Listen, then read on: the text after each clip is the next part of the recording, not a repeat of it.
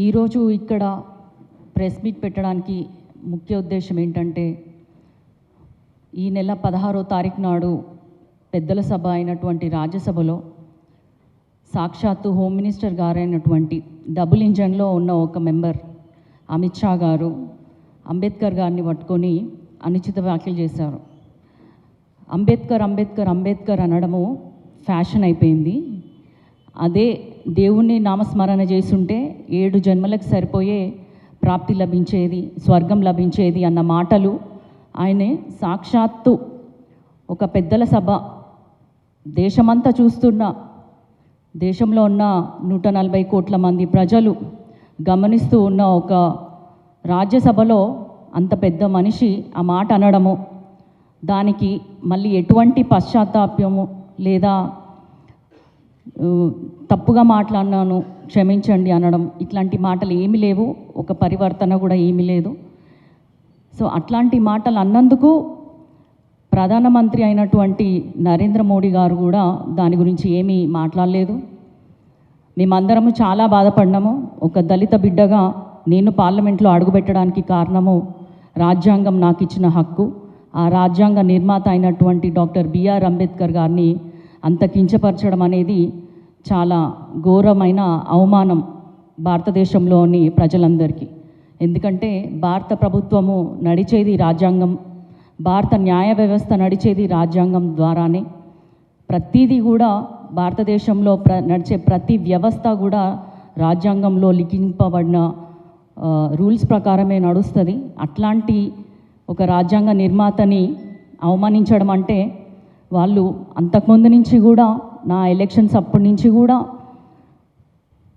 భాజపా చేస్తున్న ప్రచారం ఏంటంటే మత విద్వేషాలు రెచ్చగొట్టి మతాల వారిగా, ప్రాంతాల వారిగా, కులాల వారిగా వ్యక్తుల్ని విభజించి వారి మీద ఆధిపత్యం చెలాయించి వాళ్ళకున్న రిజర్వేషన్స్, వాళ్ళకి అణగారిన వర్గాలకి ఏదైతే ఒక తోడ్పాటు అందించి భవిష్యత్తులో ముందుకు ఎదగడానికి కారణమైనటువంటి రాజ్యాంగం కల్పించిన హక్కుల్ని కాలరాసి రాజ్యాంగాన్నే మేము రద్దు చేస్తాము అన్నంత మాటలు కూడా మాట్లాడినారు. అప్పటికీ ఆ మాటకి వాళ్ళు అన్నారు అప్కి బార్ 400 పార్ అన్నారు. కానీ 400 కాదు కదా, 300 కూడా దాటలేకపోయినారు. అట్లాంటి పరిస్థితులలో కూడా వాళ్ళు ఎటువంటి ఒక మేము మళ్ళీ గెలుస్తామా లేదా ప్రజలు మమ్మల్ని మేము అనుకున్నంత విధంగా మమ్మల్ని హక్కున చేర్చుకోలేదు, మాలో ఏదన్నా మార్పు రావాలి అన్న ఆలోచన లేకుండా ఇంకా అదే పందాతోటి ముందుకెళ్తున్నారు. ఇప్పుడు ఏంటంటే డైరెక్ట్ అంబేద్కర్ మీద దాడి చేయడం జరుగుతుంది. ఇన్ని రోజులు కనీసం ఇండైరెక్ట్గా మాట్లాడినారు, ఇప్పుడు డైరెక్ట్గానే అంటున్నారు ఆ మాటలు. మేమందరం కూడా రాహుల్ గాంధీ గారి ఆధ్వర్యంలో, మల్లికార్జున్ ఖార్గే గారి ఆధ్వర్యంలో నిరసన కార్యక్రమాలు చేపట్టినాము. అయినా కూడా వాళ్ళు క్షమాపణ చెప్పడానికి కానీ అమిత్ షా గారిని రాజీనామా చేయాలి అని, బర్తరఫ్ చేయాలని మేము వారిని కోరడం జరిగింది. వాళ్ళు కనీసం మా నిరసన కార్యక్రమాలను చూసైనా మేము తప్పు మాట్లాడినాము, సరే క్షమించండి, మా కోసం కాదు, కాంగ్రెస్ పార్టీ కోసం కాదు, ప్రజల కోసం మీరు క్షమాపణ చెప్పండి అని మేము ఎంత వాళ్ళని నిరసన కార్యక్రమాల ద్వారా మా అభిమతం తెలియజేసినా కూడా వాళ్ళు ముందుకు రాలేదు. అందుకే ఈ నిరసన కార్యక్రమాలు ప్రాంతాల వారీగా, నియోజకవర్గాల వారీగా, జిల్లాల వారీగా చేపట్టాలని నిర్ణయించడం జరిగింది.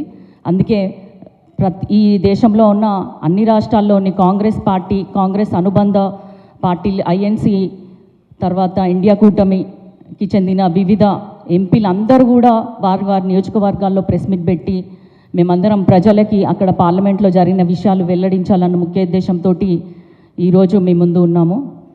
అదేవిధంగా మనము చూసాము, మొన్న 129th కాన్స్టిట్యూషన్ అమెండ్మెంట్ బిల్ అనేది ఇంట్రడ్యూస్ చేయడం జరిగింది 17th డిసెంబర్ రోజున. ఆ కాన్స్టిట్యూషన్ అమెండ్మెంట్ బిల్లో ఉన్నది ఏంటంటే 1 నేషన్ 1 ఎలక్షన్, అంటే జమిలీ ఎన్నికలు. దీని ద్వారా మాకు ఓటింగ్ జరిగింది. ఆ ఓటింగ్లో కూడా వాళ్ళకి 2/3 మెజార్టీ రాలేదు, కనీసం 50-50 కూడా రాలేదు. ఎందుకంటే వాళ్ళకు వచ్చింది 263 ఓట్స్ అయితే బీజేపీ అనుబంధ పార్టీలకి, మాకు ఇండియా కూటమికి వచ్చింది 198 ఓట్స్, అంటే కేవలం 70 ఓట్లే వాళ్ళు ముందున్నారు. కాబట్టి ఆ బిల్ పాస్ అవ్వలేకపోయింది. దానికి జాయింట్ పార్లమెంటరీ కమిటీకి దాన్ని ముందు పెట్టడం జరిగింది. దాని మీద డిస్కషన్ ఉంటుంది.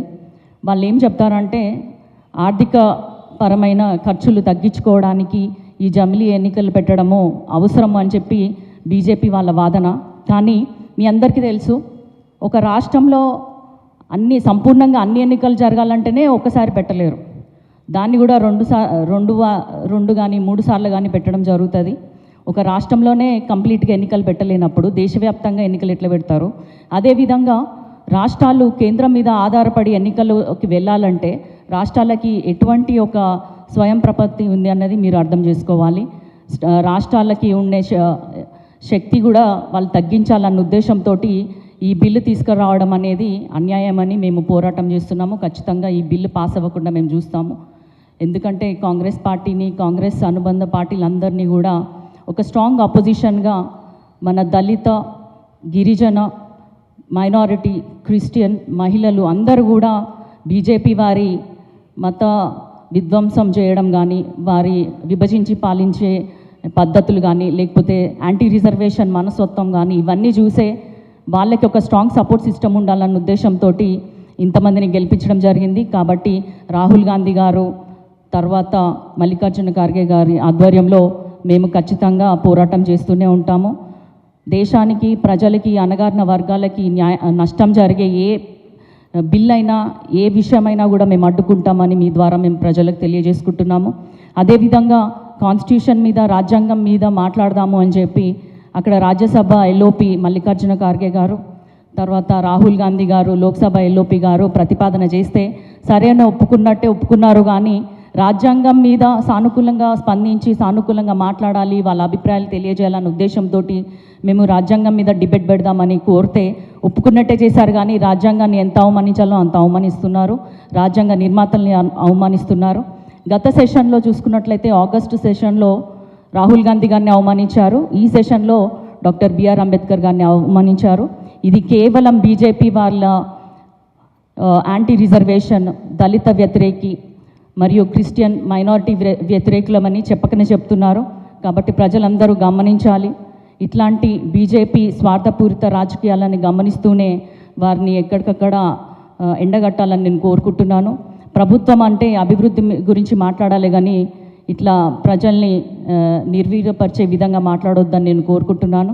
అదేవిధంగా అంబేద్కర్, మన కాళోజీ గారు చెప్పినట్టు అన్యాయాన్ని ఎదిరించిన వాడే మాకు ఆరాధ్యుడు అన్నట్టు అంబేద్కర్ మాకు ఆరాధ్యుడు. ఆయన మీద ఏ మాట మాట్లాడినా కూడా మేము అస్సలే ఊరుకోము, ఖచ్చితంగా మేము ఎదురు తిరుగుతామని తెలియజేసుకుంటున్నాము. అంబేద్కర్ అప్పుడే కాదు, ఇప్పుడు కూడా మాకు ఆదర్శవంతుడు. ఆయన ఇచ్చిన అధికారం వల్లనే, ఆయన ఇచ్చిన రాజ్యాంగం వల్లనే మేము ఇక్కడ ఉన్నాము. అమిత్ షా గారు కూడా గుర్తుపెట్టుకోవాల్సిన విషయం ఏంటంటే, కేవలం రాజ్యాంగం వల్లనే వాళ్ళు ఇప్పుడు గద్దెనెక్కినారు. రెండోసారి కాదు, మూడోసారి కూడా ఉన్నారు. ఆ విషయము ఆయనే హోమ్ మినిస్టర్ అవ్వడం కారణం కూడా రాజ్యాంగం ఆయనకు కల్పించిన హక్కు అన్నది మర్చిపోయి అంబేద్కర్ గారి మీద అనుచిత వ్యాఖ్యలు చేయడాన్ని తీవ్రంగా ఖండిస్తున్నాము. కాబట్టి రానున్న రోజులలో కూడా ఈ నిరసనని ఇంకా ముందుకు తీసుకెళ్తూ అమిత్ షా గారు ఖచ్చితంగా రాజీనామా చేయాలి, అదేవిధంగా క్షమాపణ చెప్పాలి అని మేము కోరుకుంటూ మీ అందరి ముందు ఇట్లాంటి దురదృష్టమైన రోజు రావద్దని నేను కోరుకుంటున్నాను. అదాన్ని మీనేమో నెత్తి మీద పెట్టుకుంటారు, అంబేద్కర్నేమో నేలకేసి ఓడుతున్నారు. మేము ఉన్నన్ని రోజులు కూడా 25 రోజుల పాటు మాకు పార్లమెంట్ జరిగింది. ప్రతిరోజు కూడా మేము నిరసన వ్యక్తం చేసినాము. అందులో భాగంగా అదాని గురించి మాట్లాడాలి, మణిపూర్ గురించి మాట్లాడాలని కోరుకున్నాము. ప్రధానమంత్రి గారికి సినిమా వాళ్ళని కలిసే టైం ఉంటుంది, కానీ మణిపూర్కి వెళ్ళి వాళ్ళని పరామర్శించే టైం ఉండదు. అదేవిధంగా సరే అక్కడికి వెళ్ళే అంత తీరిక లేనప్పుడు కనీసం ఒక 2 మాటలైనా మణిపూర్ గురించి పార్లమెంట్లో మాట్లాడాలని ఎన్నిసార్లు అడిగినా కూడా ఒక్కరోజు కూడా నోరు విప్పలేదు. అమిత్ షా కూడా ఆయన కూడా నోరు విప్పలేదు. అట్లాంటి వాళ్ళు అంబేద్కర్ గురించి మాట్లాడడానికి మాత్రం ముందుకు వస్తున్నారు అంటే వాళ్ళ నైజం ఏంటో మీరు అందరూ అర్థం చేసుకోవాలని నేను ప్రజల్ని వేడుకుంటూ సెలవు తీసుకుంటున్నాను. జై హింద్.